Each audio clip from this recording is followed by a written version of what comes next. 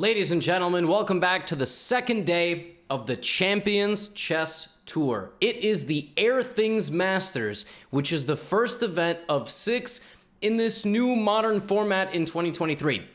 Long story short, there's 3 divisions, it's double elimination, hundreds of grandmasters, and today we will be focusing on various chess records that were broken in Division A or Division 1. That is the best division. First, we have our semifinal matchup. It's Magnus Carlsen versus Arjun Erigaisi of India, and it's Wesley So versus Hikaru Nakamura, the matchup of the finals in the Chess.com Global Championship. Don't worry about all the names of the events. I'm going to take you through a lot of these records, and one major record is how fast my hair is just disintegrating. I mean, it's crazy. It's probably from looking at all of your games. Anyway, this will be a tragic departure of all my hair, and then I'll have my, I'll just have an egghead after that. All right, first things first. We got to look at this game between Alexei Serana and Alireza Firouzja. Now, you might say, Levy, you didn't name either of these guys in the intro. Right. This is double elimination. When you lose, there's a loser's bracket.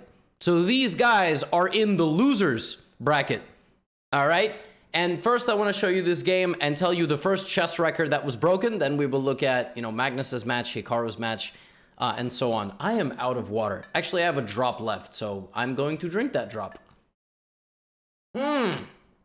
Tremendous. Now I will be parched for 25 minutes. All right. Alexei started with d4 against Firouzja. Alexei lost a tough match against Magnus yesterday. Firouzja lost 3-0 to Arjun Erigaisi. This game was a semi-Tarrasch. Now, there is a line here for black that goes pawn takes, knight takes, e4, knight takes, b takes, pawn takes, bishop check, bishop block, bishop take, queen take, castle, bishop out, pawn out, castle, bishop b7, rook out, knight out, rook out, queen out, etc. That's chess at the highest level. We could turn that into a TikTok, right? That was real nice. Nice pace we had right there. But nowadays, what they do when you take on d5 is they take back on d4. And what they were doing for a while there was... No, I'm just kidding. I'm not going to continue. Was queen d4, ed, and now this very interesting and aggressive move e4. But there's also this. And what happened in this game was very weird. Because in this position, Serana caught Alireza totally off guard with this queen a4 move. First of all, knight c6 is wrong. Like, you're supposed to go knight bd7 to support the knight. So Alireza got himself caught in prep, and by this point was down 10 minutes in a 15-minute game. That's not a lot of time. For those of you that can do math, well, I didn't actually tell you the exact amount of time, but White had 15 minutes. White played every move instantly. So Firouzja has 5, which is really, really bad news. And from this point forward, Serana never let up. He took the pawn that he was given, right? Because that's the whole point. I mean, his position's so strong, he's going to win the pawn. Took the pawn, and then Firouzja attacked his queen. But Serana's a GothamChess subscriber. So he lost his queen in one move and never got... No, I'm just... No. I'm so sorry. Oh, God. It's meta humor to laugh at your own jokes. Knight a4. He knows that... I can't. Oh, God. Okay. He knows that he doesn't have to move his queen out of the way because equal or exceeding danger, right? So he gives up his queen, he wins the queen back, and then he goes like this. He gives up the pawn on a2 completely to go knight c5, pawn to b6, and now 2 examples of danger levels. Rook a1. If you move the bishop, the knight will take it. The knight can take it anywhere it moves. So we have takes. And now Serana just plays a surgical Eastern European schoolboy type of endgame. 2 bishops, what else? Trades 1 pair of rooks, and then both. Decides I can beat you 2 bishops versus just bishop knight. My bishops are laser beaming you. I also have what's called a pawn majorité. You don't have to say it like a French person. I'm just deranged. A6, bishop e5, and he's just going to bring his king check, sneaks in, and he's gonna win the house. He's gonna win the pawns, and now he's doing very well. And the other thing is, if you take on b2, I lock the cage. The horse is trapped. Alireza got his knight trapped, and there was one final trick here. Look at this absolutely fascinating position. King c5. Is this position a draw? King c5. Looking for this, this, this, winning this pawn, trying to make it. Maybe. Serana sacrifices his pawn in order to make a passer. King e3, and the pawn runs. And he makes a queen and gets back before Alireza can do anything. King g1, it would have been more of the same. Checks, and then that's a winning position. Alexei Serana played a perfect game of chess. Like, when I say a perfect game, that was perfect. You might not appreciate that game because you don't care who Alexei Serana is. That was a perfect game of chess. He knocked out Alireza Firouzja in 2 games. Like, they play a best of 2 in the loser's bracket.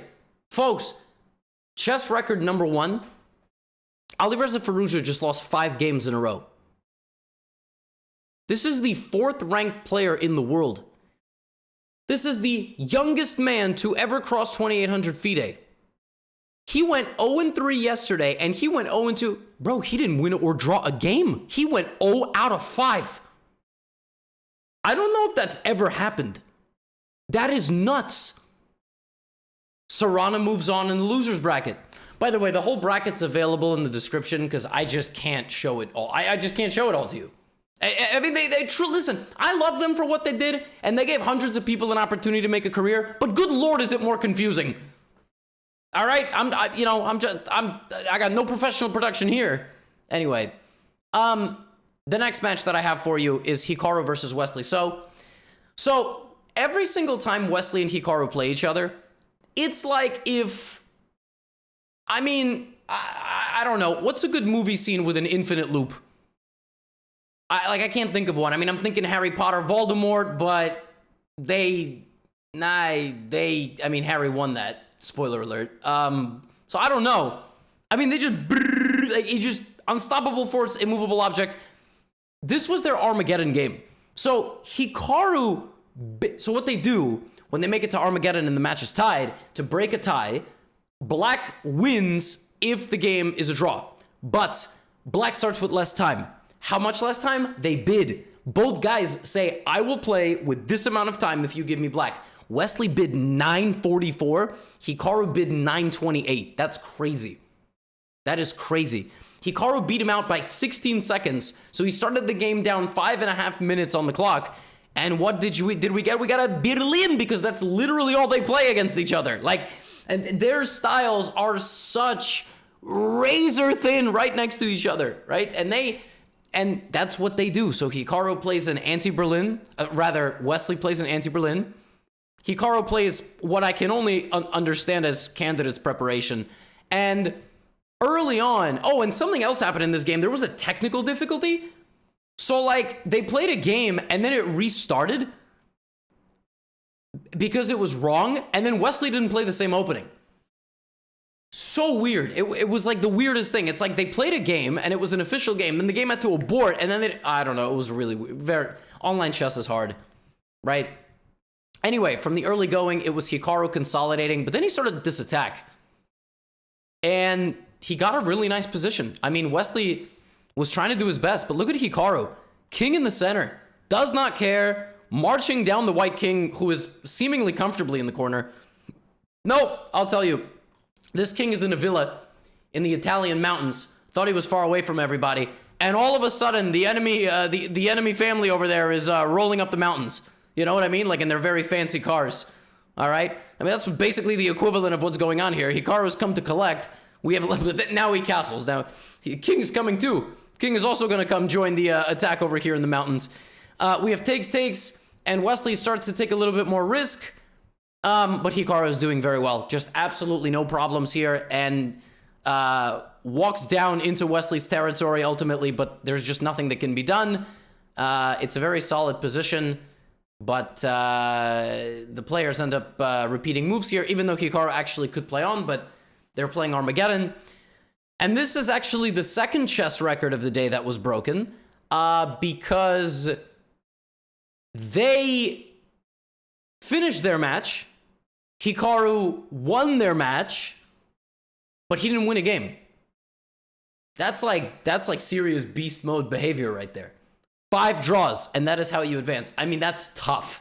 Only in chess is that possible. That is like, you know, even in football, like soccer, right? Like if you advance by making a draw, you probably won in penalties or aggregate or goals away or whatever, right?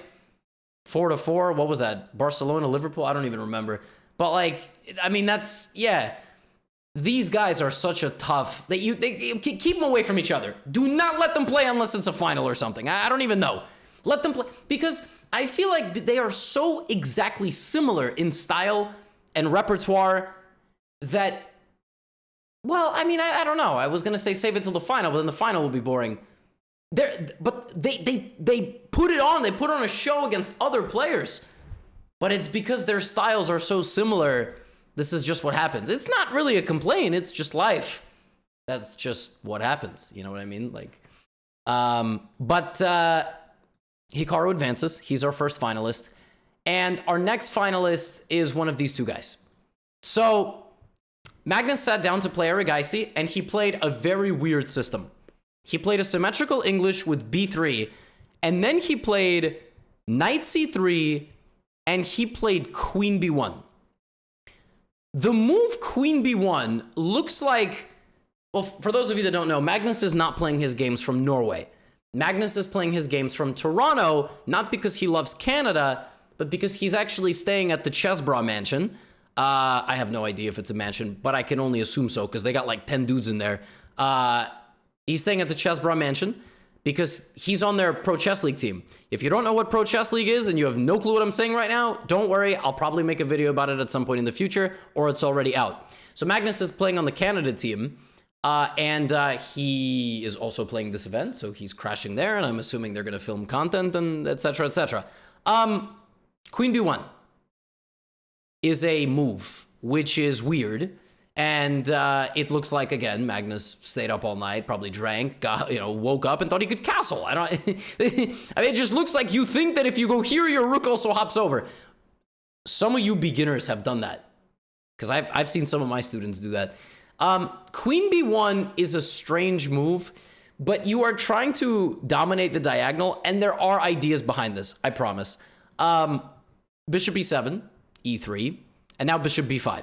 You can also play like a3, bishop d3. This is like another weird way, but bishop b5 makes a lot of sense. And, it's not easy for black to develop the bishop to that square.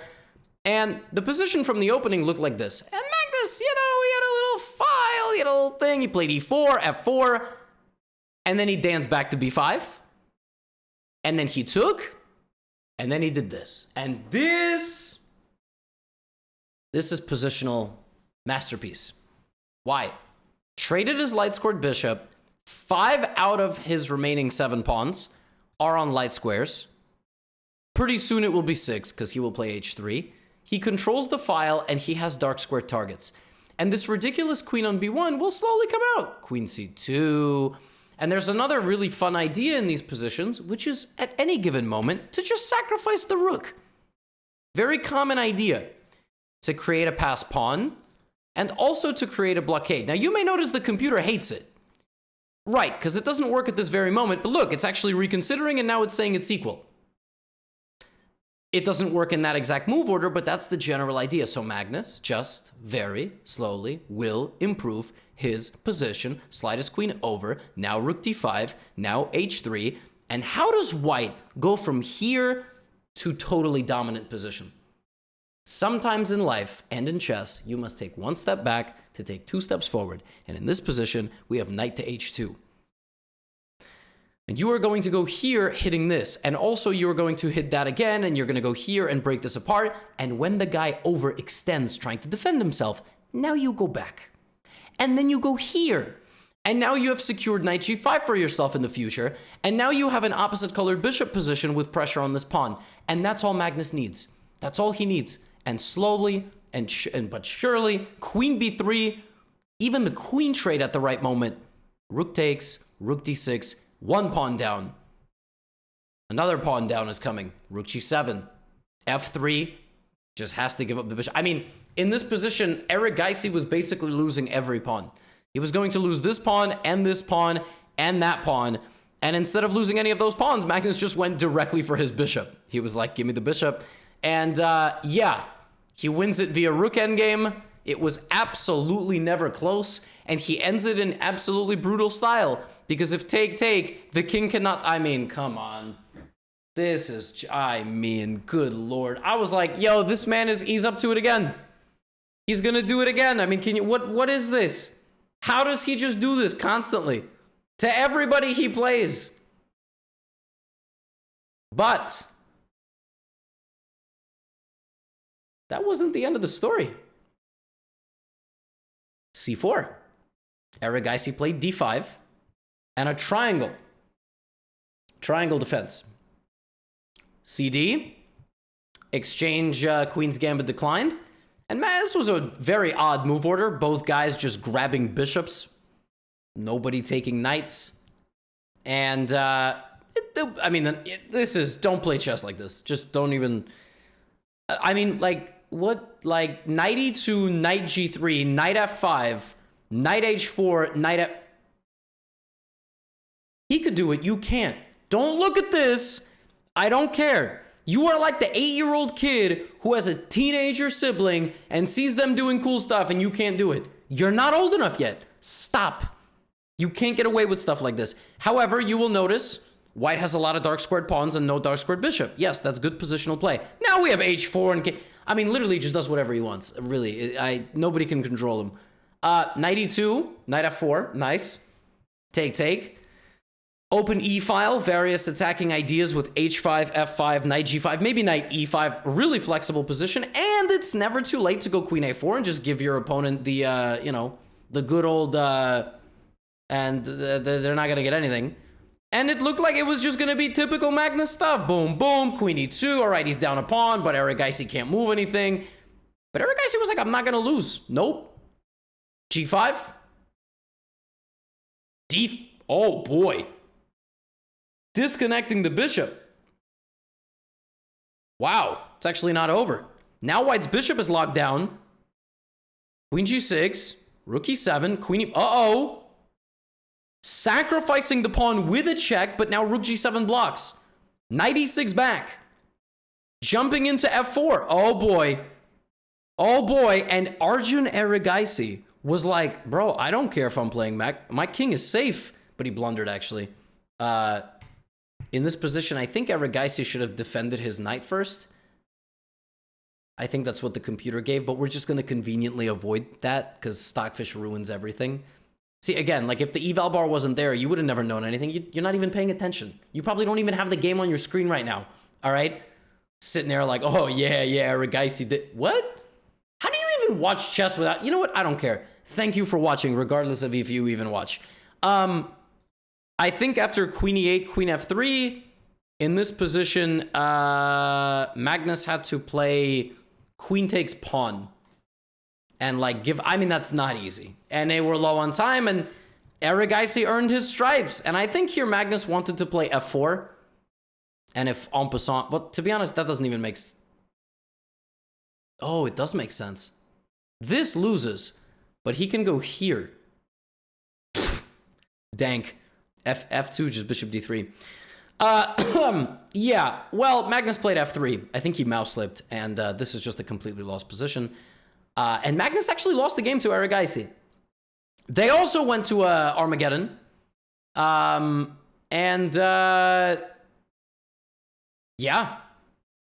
Magnus won. Their Armageddon was not...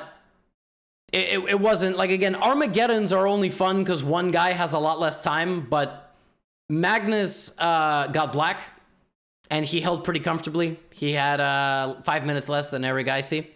So, allow me to explain the extremely confusing format of this final.